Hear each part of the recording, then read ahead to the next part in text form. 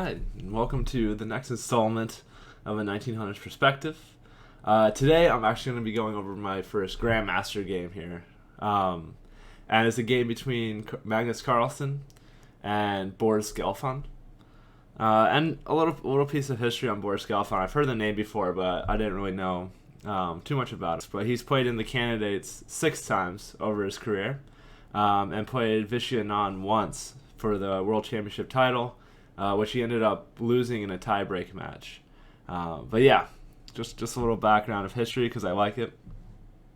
And I think it is important to keep in mind while I'm going through this, the purpose of what's going on here.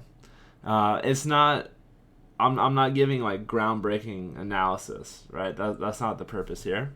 The purpose is to give what understanding, what insight that I can find myself as a 1900 player, and kind of how I'm looking at this Grandmaster game. So it's not going to be the best analysis of the game possible.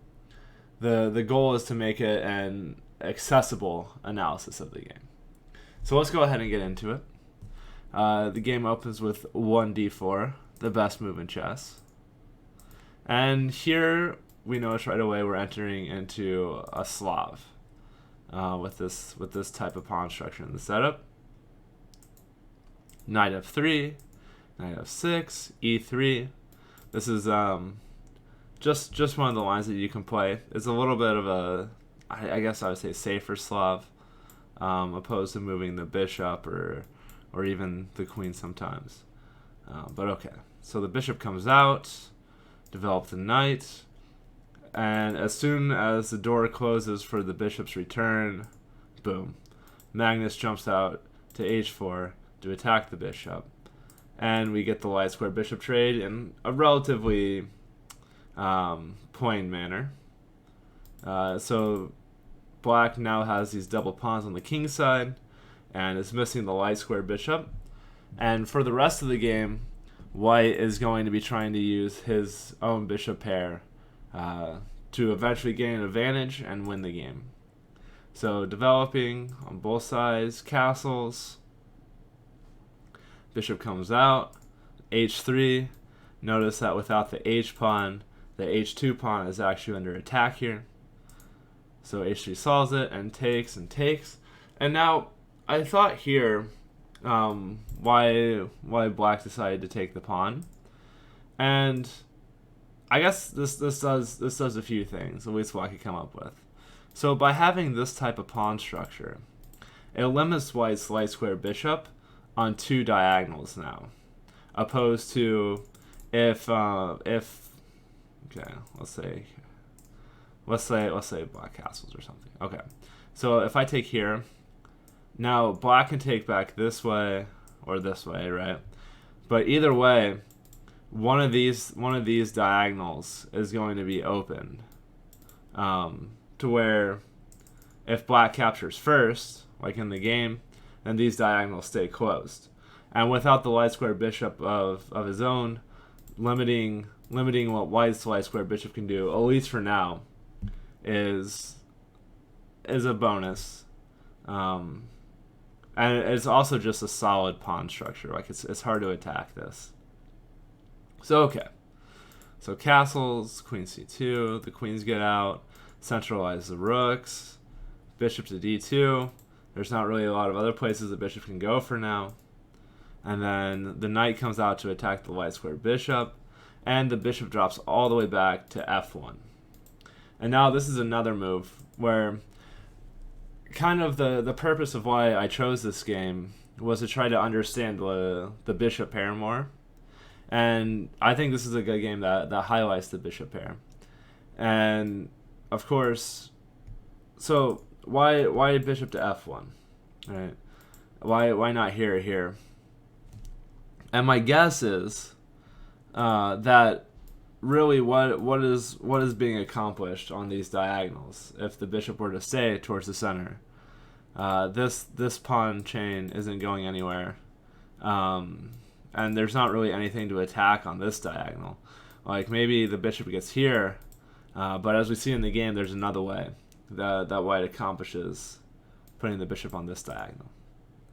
Okay, so black now breaks in the center, which again I found an interesting point, because normally, or as far as I understand it, if you have the bishop pair, you want the position to be open, because the bishops are better suited in open positions where they can cover a lot of distance and attack targets from long range. And if you have knights, you want the position to stay closed, because your knights can maneuver around the pawn chains more easily. So I found it interesting that black decides to break here and open up the center. But on the flip side, black is lacking space by quite a bit, and he just needs a way to activate his pieces. So now this bishop gets improved. This knight might be ready to jump in towards the center. The rooks can come in. There's more options for both sides here. So centralize the rook, bishop back to C1 or E1, sorry. And now the rooks are contested. And again, I guess Magnus just doesn't even want the idea of a possible sacrifice, but also to contest the only open file. And the game simplifies down with the trading of rooks here, which makes the bishop pair stronger, because there's less pieces on the board, and the bishop pair can be more influential over the board as the game goes on. So now we see this G3 move, and it took me a second to try to figure out why this move was played, but the question is immediately answered with bishop to G2. And the point of this move is to limit the expansion on the queen side. It makes it very difficult for black to start pushing these pawns because of this attack on the weak point here. So this bishop, again, using a long-range piece to influence the other side of the board, shuts down a queenside expansion where black does have the pawn majority, 3-2. So we continue with the bishop coming back. Again, maybe trying to attack a different diagonal, maybe discouraging a possible f4 push. Bishop to d2. And again, this is a move that kind of is, it doesn't make a lot of immediate sense, at least to me. But what I figured is white eventually wants to go for this e4 push, which would then open up this diagonal for the bishop to work on. Which is really the only reason that I could see bishop to d2 here as a plus. So then queen, and then just defending the pawn. The knight comes to the center of the board.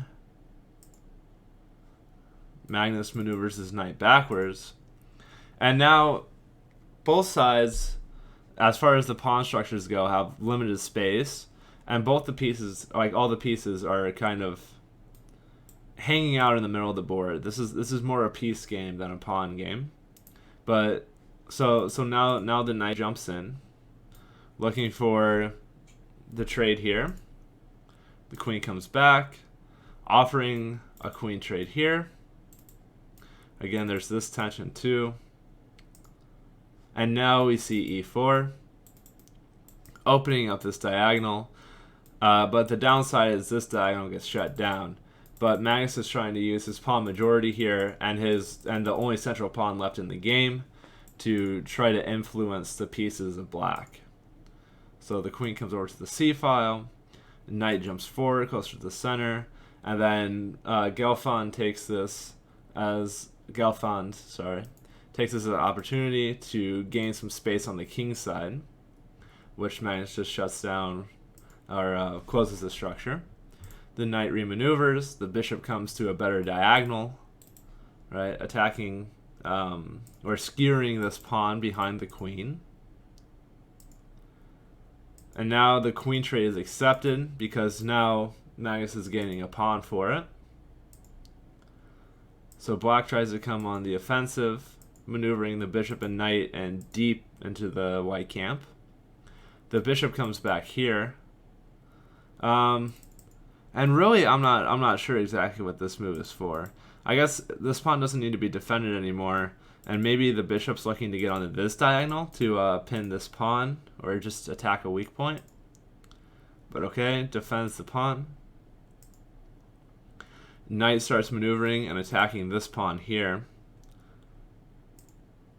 Push. And then the bishop comes back, gets attacked. Bishop falls back more. This knight comes in to attack this weak point. And I guess here is the reason for the move, is to attack this pawn that's a little isolated, because f4 isn't going to be good because you're losing a pawn here. You're losing all your pawns. So f4 isn't a threat. And now without a light squared bishop and with the two knights, it's very hard for black to defend this pawn. There's only one knight move to defend the pawn, but unfortunately that square is covered by white a couple times. So instead, black goes for the counterattack, hitting the dark squared bishop. White takes the pawn anyways, and this is an initiate of a pretty nice combination, because after captures, and then here, I found this very interesting, because black is skewering the knight and the pawn, right? As white did with the queen and the pawn earlier. But Magnus finds a nice little combination here to save it. So he pushes the pawn forward, and now black has the capture.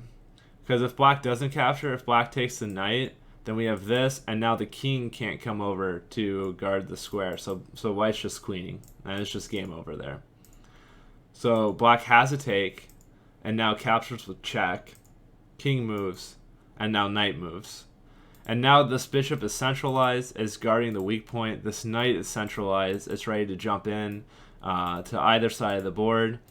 Both of black's pieces. Well, notice that the pawns are on light squares here, so the dark square bishop just has no targets on this side, so he can only attack the queen side or the king side. And this knight can jump in here, but again, this bishop does a nice job of holding down the pawns on the queen side. So here comes the knight, here comes the knight, and then defending the bishop, because now being up 2 pawns is going to be very difficult for black to hold on to the position if he goes down. If he loses the pieces, the pawns become even stronger. So he moves the king, bishop goes back, the king moves, bishop comes all the way back to c4. King starts to centralize, again leaving the dark squares just like one less target for the bishop to attack. Black tries to break with this b5 move, which actually turns out to be the downfall, because I thought this was just a beautiful idea. So Magnus goes bishop to g1, Gelfand goes king to f8, or sorry, bishop to f8 or g8, and then king to f8, and now a5. And this is awesome, because if you take here, then this pawn just queens. And by playing b5, the reason why this bishop move works here instead of here is that the difference is with the pawn on b5, this knight has no moves towards the corner of the board. And also the pawn runs into contact with the other pawn if it moves, right? So, but in this position, the knight has nowhere to go, and there's no pawns now blocking white's a pawn to queen, and black resigns here at this point after a5. And I thought this was just a beautiful game, and it really did a good job of highlighting how the bishop pair can be used to gain an advantage and use that advantage long term. I think something that I need to work on personally is being more patient in a position. I tend to try to rush everything, especially when I have the bishop pair. I tend to try to rush everything, but the bishops are really better used later in the game when there's pawns on both sides of the board and you're making your opponent go back and forth trying to defend both sides. And in this game, it ended up with black not being able to stop this a pawn. That's all for today. Thanks for watching. I hope you found this instructive. I think the bishop pair is kind of a mystery as far as how to use it well to me, and I think this game was actually pretty insightful on where some situations and how the bishop pair can be used, even if I'm looking for moves that don't necessarily make sense. Like Magnus put the bishops back on the first rank a couple times in the game, which is something that moves that aren't necessarily always on my radar. So I think I need to broaden my scope of how to use the bishop pair effectively and not get too impatient and start throwing pawns and trying to break the game open immediately. But again, thanks for watching, and I hope you have a great day.